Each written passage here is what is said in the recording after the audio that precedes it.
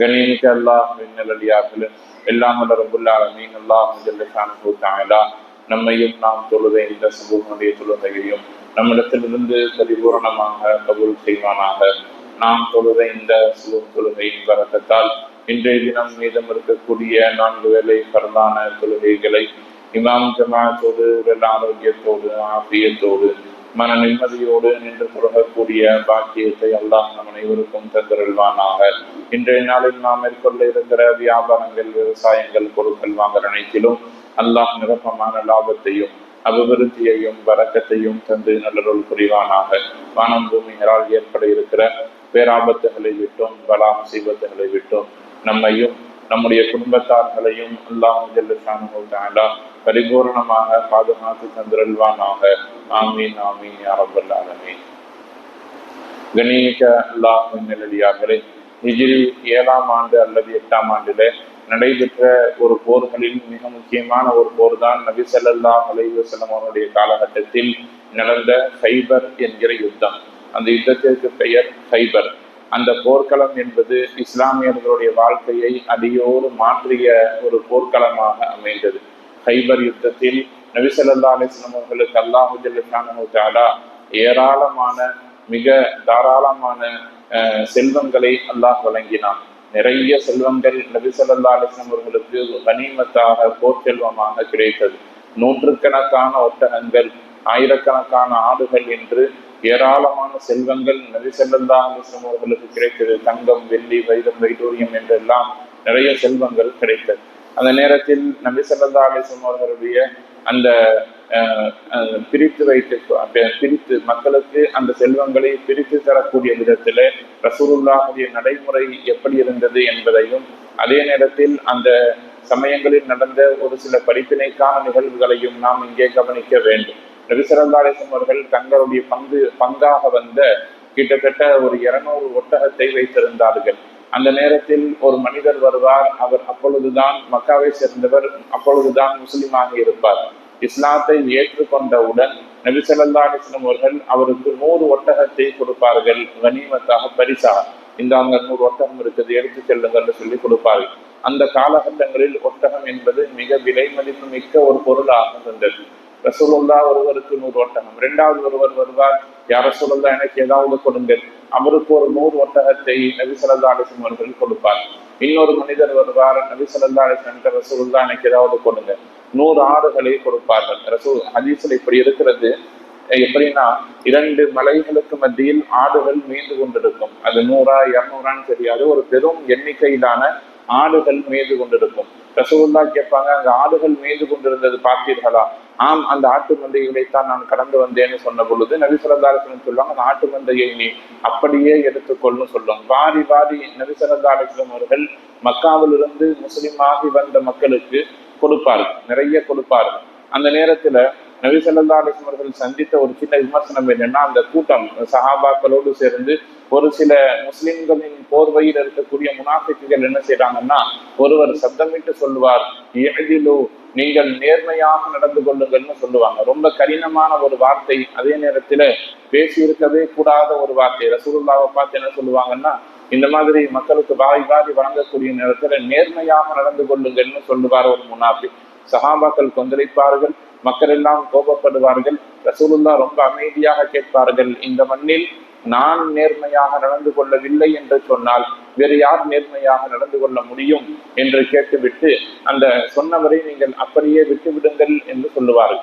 சஹாபாக்கள் அவரை தாக்குவதற்காக வேண்டி செல்லுகிற பொழுது ரசூலுல்லாஹ் சொல்லுவாங்க, அவரை விட்டு விடுங்கள் என்று சொல்லுவாங்க. இந்த நேரத்தில் நடந்த இன்னொரு மிக முக்கியமான நிகழ்வு, அன்சாரிகள் என்று சொல்லப்படக்கூடிய மதீனாவில் வாழ்ந்து வந்த சஹாபாக்களின் இளைஞர்களில் ஒரு சிலர்களுக்கு என்ன மன ஓட்டம் இருந்துச்சுன்னா, நாம் இங்கே முஸ்லிம்களாக இருக்கிறோம், மதீனாவாசிகளாக இருக்கிறோம், ரசூலுல்லாஹ் அவர்கள் ஊர்வாசிகளுக்கு மட்டும் வாரி வழங்கி கொண்டார்கள், அதாவது நமக்கு கொடுக்கல. மக்காவாசிகளுக்கு 100 ஒட்டகம், 500 ஒட்டகம், 1000 ஆடுகள்னு சொல்லி வாரி வழங்குகிறார்கள், நமக்கு எதுவுமே தரலையே, நாமும் மார்க்கத்துக்காக கஷ்டப்பட்டவர்கள் தானே.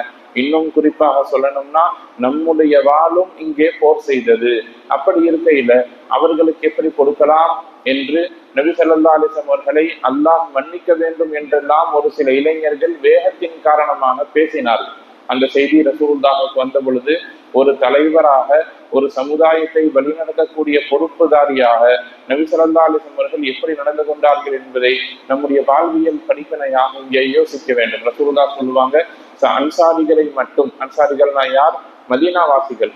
மதீனாவாசிகளை மட்டும் நீங்கள் ஒன்றாக கூட்டுங்கள், நான் அவர்களிடத்தில் பேச வேண்டும்னு சொல்லுவார். நபி ஸல்லல்லாஹு அலைஹி வஸல்லம் உத்தரவுக்கிணங்க மதீனாவாசிகள் ஒரு இடத்தில் ஒன்று சேர்க்கப்படுவார்கள், ஒரு கூடாரத்தில் ஒன்றாக இருப்பார்கள். ரசூலுல்லாஹ் உள்ள வந்தவன கேட்பாங்க, இங்கே வேறு யாராவது இருக்கிறார்களா, மதீனாவாசி அல்லாத வேறு யாராவது இருக்கிறார்களா என்று கேட்ட பொழுது யாரும் இல்லை, முழுக்க மதீனாவாசிகள் தான் இருக்கிறாங்க என்று சொன்ன பொழுது நபி ஸல்லல்லாஹு அலைஹி வஸல்லம் அவர்களிடத்தில் பேசுவார்கள், அன்சாரிகளே, நீங்கள் இது நாள் வரை, நான் வருவதற்கு முன்னால் வரை ஏழ்மையாக இருந்தீர்கள், அல்லாஹ் உங்களுக்கு என் மூலமாகத்தான் செல்வத்தை கொடுத்தான், உண்மையா இல்லையா என்று கேட்டுவிட்டு ரசூலுல்லாஹ் தொடர்ந்து பேசுவார்கள், நீங்கள் நேர்வழியில் இல்லாமல் வழிகட்டிருந்தீர்கள், அல்லாஹ் இஸ்லாத்தையும் ஈமானையும் என் மூலமாக கொடுத்து உங்களை நேர்வழிப்படுத்தினான், உண்மைதானே? ஆம் யா ரசூலுல்லாஹ்னு சொல்லுவார். அதே போல ஒற்றுமை இல்லாமல் நீங்கள் பிரிந்து வாழ்ந்து கொண்டிருந்தீர்கள், என் மூலமாகத்தான் அல்லாஹ் உங்களுக்கு ஒற்றுமையை கொடுத்தான், நீங்கள் சேர்ந்து வாழ்ந்து கொண்டிருக்கிறீர்கள், உண்மையா என்று கேட்டுவிட்டு ஆம் யா ரசூலுல்லாஹ் என்று சஹாபாக்கள் சொல்லுவார்கள். ரசூலுல்லாஹ் ரொம்ப நிதானமாக தன்னுடைய பேச்சை அந்த இடத்தில் தொடர்வார்கள்.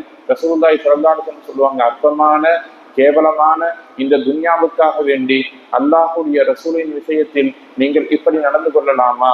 அந்த மக்கள் புதிதாக இஸ்லாத்திற்கு வந்தவர்கள், மக்காவிலிருந்து செல்வத்தை விட்டுவிட்டு நமக்காக வேண்டி புதிதாக இஸ்லாத்தை ஏற்றுக்கொண்டு நம்மிடத்தில் வந்தவர்கள், அவர்கள் ஆடுகளையும் மாடுகளையும் ஓட்டுச் செல்லுகிறார்கள், நீங்கள் அல்லாஹுடைய ரசூலை வீட்டுக்கு கொண்டு செல்லுங்கள் என்று சொன்னவுடன் நபி ஸல்லல்லாஹு அலைஹி வஸல்லம் இந்த உருக்கமான பேச்சை கேட்டு சஹாபாக்கள் தேம்பி அழுதார்கள் என்பது ஹதீஸ்களில் பதிவு செய்யப்பட்ட செய்தி. ரசூலுல்லாஹ் சொல்லுவாங்க, ஹிஜ்ரத் என்கிற ஒரு நிகழ்வு இல்லை என்று சொன்னால் நான் மதீனாவாசியாகத்தான் பிரிந்திருப்பேன்.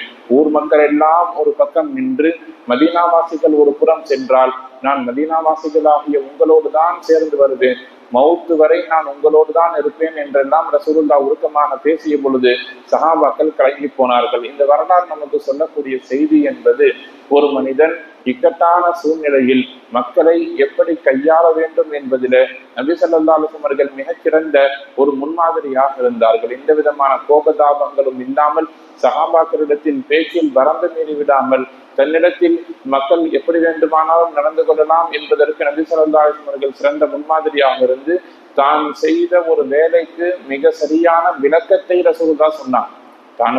தன்னிடத்தில் பொறுப்பு இருக்கிறது, ரசூலுல்லாஹ் ஒரு வேலையை செய்கிறார்கள். என்ன வேலை? மதீனா மக்காவாசிகளுக்கு நிறைய பொருளை கொடுத்தார்கள், மதீனாவாசிகளுக்கு எதுவும் கொடுக்கல. ஆனால் நான் என்ன வேண்டுமானாலும் செய்வேன் என்கிற ரீதியில் இல்லாமல் தான் செய்த வேலைக்கு மக்களிடத்தில் விளக்கத்தை சொல்லி மக்களை அரவணைத்து செல்லக்கூடியவராக நபி ஸல்லல்லாஹு அலைஹி வஸல்லம் இருந்தார்கள். குர்ஆன் அல்லாஹ் ஜல்லல்லாஹு தஆலா யஹ்திலு ஹுவ அக்ரபு லித்தக்வா, நீதமாக நடங்கள், அதுதான் இறையச்சத்திற்கு நெருக்கமானது என்று அல்லாஹ் ஜல்லல்லாஹு தஆலா உம்மத்தை பார்த்து பேசுவான். எனவே நாம் எந்த இடத்தில் எப்படி நடந்து கொள்ள வேண்டும் என்று பார்க்கிற பொழுது மிக நிதானமாக நடந்து கொள்வது அவசியமாக இருக்கிறது. குடும்பமாக இருந்தாலும், வியாபாரமாக இருந்தாலும், சமூகமாக இருந்தாலும், எல்லா இடத்திலும் நமக்கு முன்னால் இருக்கக்கூடிய மக்களின் உணர்வுகளை மிகச்சரியாக புரிந்து மிக நிதானமாக நடந்து கொள்ளுகிற பொழுது நபி ஸல்லல்லாஹு அலைஹி வஸல்லம் அவர்களை சஹாபாக்கள் எப்படி நேசித்தார்களோ அதுபோல் வெகுஜன மக்கள் நம்மையும் நேசிப்பார்கள் என்பதில் எந்த சந்தேகமும் இல்லை. எல்லாம் வல்ல ரப்புல் ஆலமீன் அல்லாஹ் ஜல்லல்லாஹு தஆலா துன்யாவில் வாழுகிற காலகட்டங்களில் நம்முடைய சொல்லால் செயலால் பிறருக்கு எந்த விதத்திலும் இடையூறு தராமல் வாழ்ந்து மரணிக்கிற நல்ல நசீபை நம் அனைவருக்கும் தந்து நல்லவர்கள் புரிவானாக. வாஹிரு தஅவானா அல்ஹம்துலில்லாஹி ரப்பில் ஆலமீன்.